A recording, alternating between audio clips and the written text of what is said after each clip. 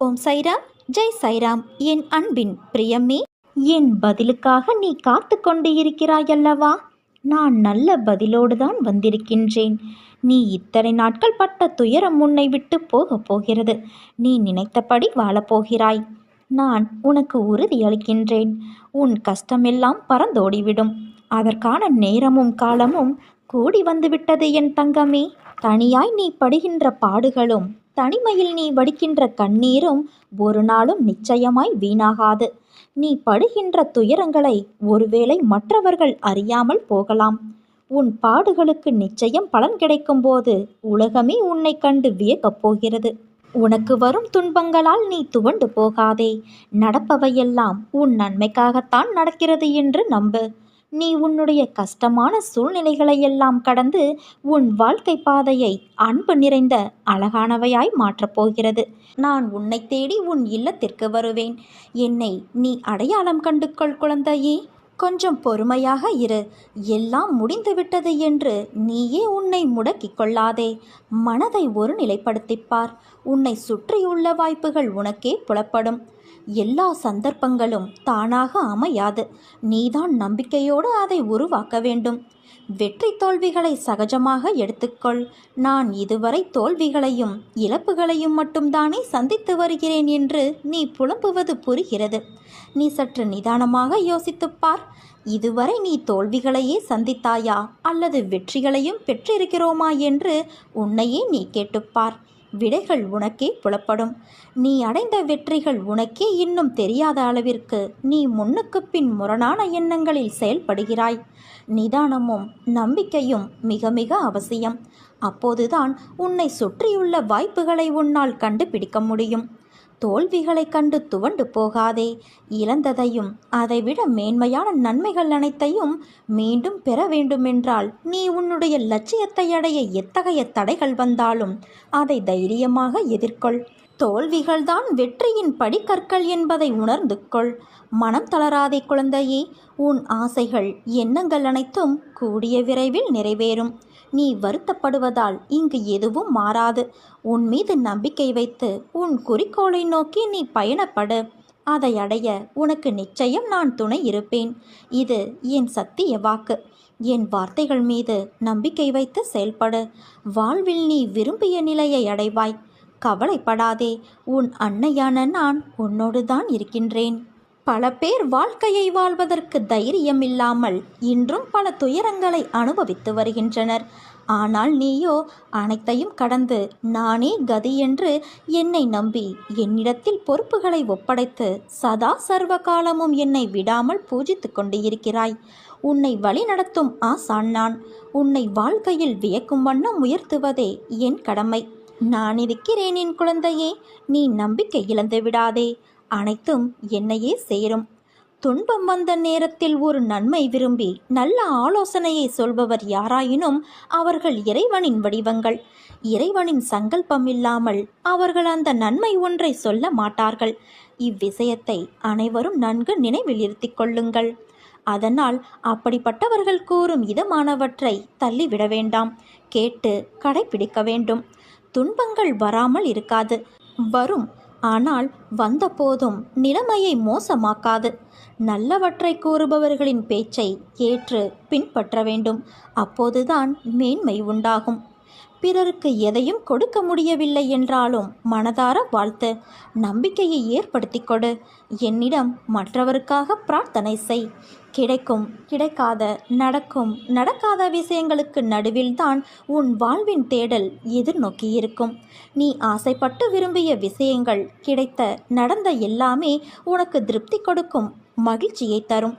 உனக்கு எதிர்மறையான கிடைக்காத நடக்காத விஷயங்கள் அவைகள் உனக்கு கஷ்டத்தை கொடுக்கலாம். ஆனால் அவைகள் தரும் பாடங்களும் பகுத்தறிவு நடக்கும் விஷயங்களை முதிர்ந்த அறிவு திறனோடு ஏற்றுக்கொள்ளுதல் என எல்லா வகை முன்னேற்றத்திற்கான வழிகளையும் வகுக்கும். உன்னிடம் ஒன்று இருக்குமானால் அதை பெற நீ சிறிதாகவோ பெரிதாகவோ ஒன்றை இழந்து இருப்பாய். ஒன்றை அழுத்தி அதை புதுப்பித்துதான் இன்னொரு விஷயம் கிடைக்கும். இரண்டும் கிடைப்பதோ அல்லது ஒன்றை இழக்காமல் இன்னொரு விஷயம் கிடைப்பது சாத்தியமல்ல. ஒரு பூ பூக்கிறது என்றால் மறுநாள் அது காய்ந்து போகும். அந்த இடத்தில் வேறு ஒரு மொட்டு முளைக்காமலா போகும்? முளைக்குமல்லவா? அதே போலத்தான் உன் வாழ்க்கையிலும் இழந்தவை என ஒன்று இருந்தால் பெறுபவை என ஒரு காலமும் வரும். அதற்கு பொறுமை காத்திரு குழந்தையே. கிடைப்பது அதிசயமல்ல, ஆனால் கிடைக்காத போது உன்னை நீ எப்படி எதிர்நோக்கி சமாளிக்கிறாய் என்பதை பொறுத்தே உனக்கு கிடைக்கும் விஷயங்கள் அதிசயமாகும்.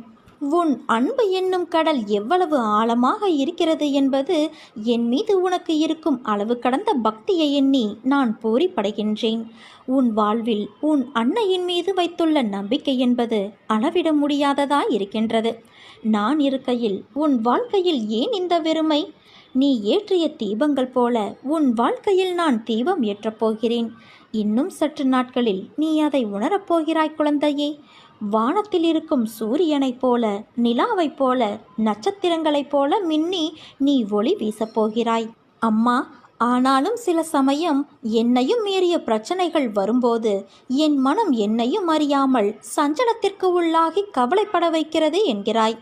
இந்த மானிட பிறவிகள் தங்களை சுதந்திரமானவர்கள் என நினைத்து கொண்டு சுகத்திற்காக இரவு பகலாக உழைக்கிறார்கள். ஆனால் அவர்கள் கஷ்டம் என்ற ஒன்றை மட்டுமே அறுவடை செய்கிறார்கள். இதுதான் விதி. இந்த விதியானது நல்லதாக திரும்பி நல்ல நேரம் வருவதற்கு முன்பு ஒரு கஷ்டம் உன்னை இப்படி ஆக்கிவிட்டு செல்வது தவிர்க்க முடியாத ஒன்று. எதிரிகளிடம் சிக்கிக்கொண்டு அனைத்தையும் இழப்பது, வம்பு வழக்கு என்று அலைவது, நீடித்த புகழ் நிலை மாறி அனைவரும் புறக்கணிக்கும் வகையில் அவமானம் உண்டாவது போன்ற நிலைகள் தோன்றுவது. இதனால்தான் கடவுள் தன் பக்தனுக்கு இத்தகைய நிலைகள் வரக்கூடாது என்பதற்காக அவனுக்கு நோயாக, கடனாக, சிறிய விபத்தாக, ஏமாற்றமாக மாற்றியமைக்கிறார். விதியின் பிடி உன்னை இருக்காமல் நான் பார்த்து கொள்கிறேன். அவசியம் என்றால் விதியையே மாற்றுவேன். அது என் பக்தனின் நிலை, பக்தி, அவனது சேவை என்பதை பொறுத்து அமையும். அற்புதங்களுக்காக நீ அலையாதே. நான் அடிக்கடி வலியுறுத்துகிற விஷயம் இதுதான். எதை தேடி போகிறோமோ அது நம்மை விட்டு தூரம் போகும். எதை நாம் எதிர்பாராமல் இருக்கிறோமோ அது நம்மிடம் வந்து சேரும். அற்புதங்களும் இப்படித்தான். என்னிடம் அற்புதத்தை தேடி அலையாமல் ஆண்மணலின் விருத்திக்காக போனால் நான் உனக்கு தேவையானதை தந்து உன்னை என் பக்கம் ஈர்த்து கொள்வேன். இதற்காக நான் செய்யும் செயல்பாடுகளில் ஒன்றுதான் அற்புதம். இதையும் தாண்டிய பல விஷயங்கள் என்னிடம் உள்ளது. காத்திருந்தால் நிச்சயம் பெற்றுக்கொள்ளலாம். அனைத்தையும் உணர்ந்து பிரார்த்தனை செய்தால் நன்மை நடக்கும். இதற்கு உன்னை நீ தகுதிப்படுத்தி கொள்ள வேண்டும். எந்த சூழ்நிலையிலும் நம்பிக்கை இழக்காதே. நீ நினைத்த காரியம் விரைவில் பூர்த்தியாக போகிறது. நீ படும் வேதனையிலிருந்து உன்னை நான் விடுவிக்கப் போகிறேன் குழந்தையே. இந்த உலகத்தில் யாரும் நிரந்தரமில்லை. பிறப்பும் இறப்பும் ஜனனமாகும் போதே உறுதியாகின்றது. நினைவில் வைத்துக்கொள். உன் அம்மா நான் இருக்கிறேன் என் குழந்தையே.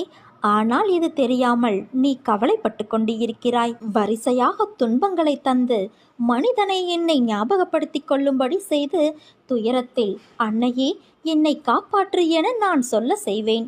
உன் காலில் நீ நிற்க கற்றுக்கொள் என்பதை உணர்த்துவேன். யாரிடமும் ஓடி சென்று உதவி கேட்காமல் என்னையே நினைத்து கொள்ளும்படி செய்வேன். அப்போதும் துன்பம் இருக்கும், வலி இருக்காது, நடை தள்ளாடும், ஆனால் விழமாட்டோம். ஏனென்றால் உன் அன்னையான நான் உன்னை தாங்கிக் கொள்வேன். இதை எதற்காக செய்கிறேன் என்றால், பிறரால் சாதிக்க முடியாததை உன்னால் சாதிக்க முடியும். என் பெயரை சொல்லிக்கொண்டு எவ்வளவு பெரிய சமுத்திரமானாலும் உன்னால் தாண்ட முடியும். உன் வேலையை நீயே செய் என்றெல்லாம் உனக்கு நான் உத்வேகத்தை கொடுப்பேன். அடிக்கடி நான் சொல்வது ஒன்றுதான் என் குழந்தையே.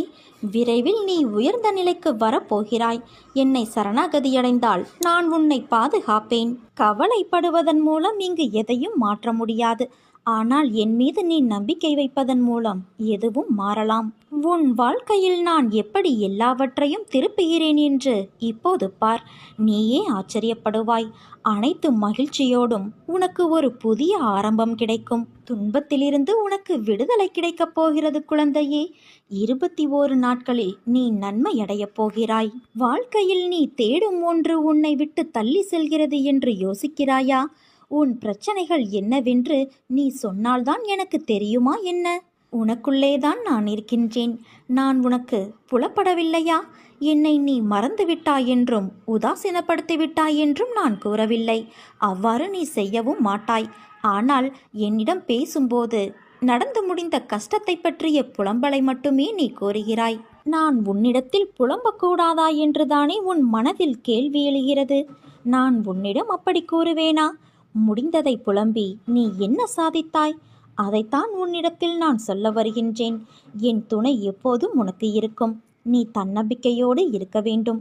தொலைந்து போன பொருளை நினைத்து வருந்துவதால் நீ பெற்றது ஒன்றுமே கிடையாது.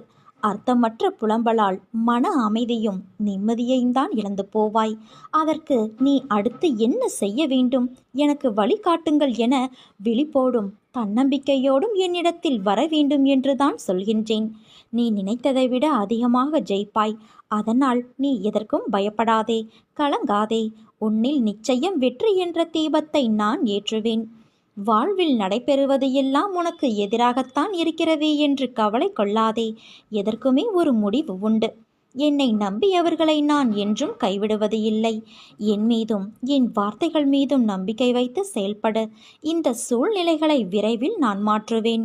நீயும் இப்போது துன்பத்தால், கவலை, கஷ்டத்தால், வாழ்வில் ஏற்பட்ட பிரச்சனையால், பலவித தடைகளால் சோர்ந்து விட்டிருந்தாலும் கவலைப்படாதே. உன் பயணம் நிச்சயம் தொடரும். கைப்பொருளை இழந்து திண்டாட்டமா? வெற்றி பெற முயற்சித்து தோல்வியடைந்து உட்கார்ந்திருக்கிறாயா? சிரிப்பும் சந்தோஷமும் கிடைக்கும் என எதிர்பார்த்த வாழ்வில் அடியும் அழுகையுமாய் உள்ளதா? வீட்டை அழுக்காக்க பிள்ளை வரம் கேட்டு வெகு காலமாய் அழகான வீடும் அழுத முகமுமாக இருக்கிறாயா? பயப்படாதே. உன் பயணம் இத்தோடு முடிந்து விடுவதில்லை. இதோ நான் உனக்காகவே இருக்கின்றேன். உன்னுடைய பயணத்தை நான் மீண்டும் தொடங்கி வைக்கப் போகிறேன். தைரியத்தோடு எழுந்திரு. ஏன் என் மீது இவ்வளவு கோபம் உனக்கு? உன் உடம்பில் ஏற்பட்ட காயத்திற்கு நீ வலியால் துடிக்கிறாய். ஆனால் எனக்கு அதைவிட உன் மனவலிதான் பெரிதாக தெரிகிறது. அதனால் நான் சரி செய்ய அதிக கவனம் கொண்டுள்ளேன். உடம்பில் ஏற்பட்ட காயத்தை விட உன் மனதில் ஏற்பட்ட காயம் என்பது மலை போன்றதாய் இருக்கிறது. மற்றவர்களது வார்த்தைகள் உன் மனதில் வடுவாய் தேங்கி நிற்கிறது. அதை நான் சரி செய்கிறேன். அந்த வழி எப்படி இருக்கும் என்று தெரிந்தும் நீ மற்றவர்களை வார்த்தைகளால் புண்படுத்தலாமா? அவர்களுக்கும் அது காயம்தானே. ஒருவனுக்கு உண்மையான எதிரி வெளியே இருப்பவர்களல்ல, அவனுடைய மனம்தான் முதல் எதிரி. உனக்கு ஒரு நிகழ்வுகள் நடந்தால் அதை மிக பெரிதாக சித்தரிப்பதும் உன் மனம்தான். அதை சிறிதாக சித்தரிப்பதும் உன் மனம்தான். உன் பகைவன் கூட எண்ணாத எண்ணங்களை உன் மனம் எண்ணமிடும். உன் மனம் என்பது அப்படி நடந்து விடுமோ, இப்படி நடந்து விடுமோ என்று ஒரு கற்பனை பயத்தை உணர வைத்துவிடும். நீ நல்லது நினைத்தாலும் அதை உனக்கே வேறு முகமாக சித்தரிப்பது உன் மனம். அந்த நிமிடம் மௌனமாக அதை கடக்கச் செய்து அந்த எண்ணத்தை துடைத்து எறி. இப்படி செய்தால் உன் மனம் என்பது உனக்கு பகைவனாக இல்லாது தோள் கொடுக்கும் தோழனாக இருக்கும். நம் மனம் நல்லது கெட்டது என எல்லாம் நிறைந்ததுதான். உன்னுடைய நல்லதை பிறருக்கு நல்லதாக மாற்று. கெட்டதை வென்று அதை உனக்கான நியாயத்தை உணர்த்தும் நியாயமான பாதையாய் மாற்று. இதற்கான அர்த்தம் என்ன என்பதை நான் கூறுகிறேன் கேள்.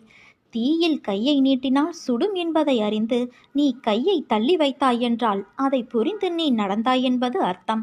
அதற்கு மாறாக புரிந்தும் நான் கையை விடுவேன் என்று நீ சொன்னால் அதற்கான பலனை நீ கடந்தாக வேண்டும். ஒருவனுக்கு நல்லது கெட்டது என இரண்டும் தோன்றும். ஆனால் கெட்டதை நீ எவ்வாறு நல்லதாக மாற்றிக்கொள்கிறாய் என்பதில்தான் உன் உண்மையான முன்னேற்றம் அடங்கி இருக்கிறது. கெட்டதை நினைப்பது என்னுடைய குணம் அல்ல, அது அறநெறியல்ல. நான் வணங்கும் தெய்வம் எனக்கு அப்படி புகட்டவில்லை என்று நீ நினைத்தால் உன்னிடம் தோன்றும் எல்லாமே நல்லதாக மாறும். நீ என் பிள்ளையாகிவிட்டாய்.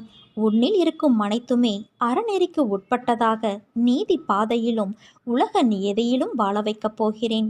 உன்னிடம் உனக்கே பிடிக்காத குணங்களை நீ உணர்ந்திருப்பாய். அதை நெறிப்படுத்தி எது நல்லது என்பதை உன் அறிவு அதை உணர வேண்டும் என்பதற்காகவே சில நிகழ்வுகளை உனக்கு நிகழ்த்தியுள்ளேன். அதனால் பயப்படாதே குழந்தையே. உன்னை நல்ல பாதையை பின்பற்ற வைப்பது என் கடமை. அதில்தான் எனக்கு ஆனந்தமும் கூட. உன்னை நினைக்கையில் உனக்கு எந்த விதமான போதனையை நான் தர வேண்டும் என்று யோசிக்கிறேன். உன்னை மற்றவர்கள் புரிந்து கொள்ள வேண்டும் என்று நீ ஏன் நினைக்கிறாய்? நீ அவர்களை புரிந்து கொண்டாயல்லவா? அப்படி இருக்கையில் அவர்கள் கேட்கும் போதும் கேள்விகள் இதுதான் என்றும் நீ ஏற்கனவே எதிர்பார்த்த கேள்விகள்தான் என்றும் நீ உணர்கிறாய். பிறகு ஏன் அவர்கள் மீது கோபம் கொள்கிறாய்?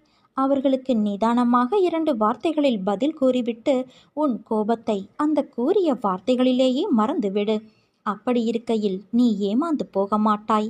உனக்கு கோபமும் தன்னை புரிந்து கொள்ளவில்லை என்ற ஏமாற்ற நிலையும் அவர்கள் மீது வெறுப்பும் வாழ்க்கையில் ஒரு வெற்றியிடத்தை உணர மாட்டாய். உன்னை நான் என் வசம் இழுக்க காரணம் தெரியுமா? நீ மனிதநேய உள்ளம் கொண்டவர் என்பதால்தான். நான் செய்யும் லீலைகளை நீ தக்க சமயத்தில் உணர்வாய். உன்னுள் எழும் தேவையில்லாத எண்ணங்களை நினைத்து நமக்கு இவ்வளவு கெட்ட எண்ணங்களா என்று உன்னை குழப்பிக் கொள்ளாதே. அந்த எண்ணங்களின் தோற்றத்திற்கு காரணம் நல்ல எண்ணங்களின் உயர்வு தன்மையை உணர்த்தத்தான். உன் வாழ்க்கையில் நீ நிதானத்தை, பொறுமையை, நம்பிக்கையை கடைப்பிடி. ஏனென்றால் சோதனை முடியும் காலகட்டத்தில் நீ நிற்கின்றாய். அது உன்னை சீண்டி பார்க்கும்.